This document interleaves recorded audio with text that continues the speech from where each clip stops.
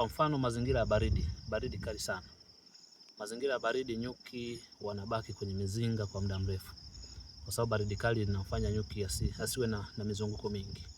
Kwa maana hiyo sasa, kilimo cha tikiti kwenye mazingira ambayo aidha yamepigwa dawa nyingi sana, ambayo yanapelekea shamba lisiwe rafiki kwa nyuki kuingia, unaweza ukafanya pollination mwenyewe.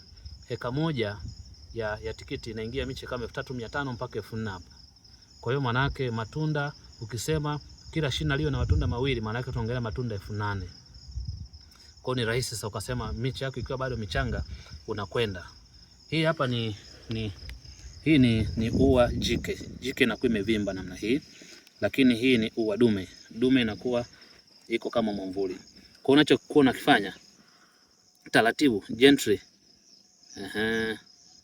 Taratibu gently alafu unakuja unalabu namna hii.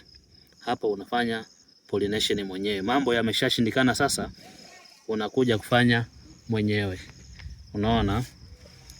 Lakini unafanya asubuhi, kwa sababu asubuhi maua yamekuwa yanachanua. Mchana ua linakuwa limefunga namna hii, inakuwa ni ngumu kufanya ile pollination. Kwa hiyo unakuwa umehesabu tunda moja, unaenda tunda nyingine tena. Unaweza kaona kama hii hapa. Kalabu.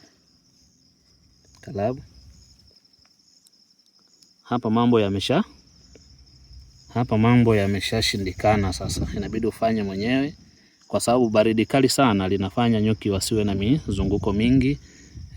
Lakini pia matumizi ya dawa, hasa sumu, matumizi ya juu ya viuatilifu vya kuua wadudu inapelekea. Kwa hiyo sasa hivi hapa mimi nimeshatengeneza matunda mawili ambayo ni uhakika Mungu akijalia yanatokea. Sasa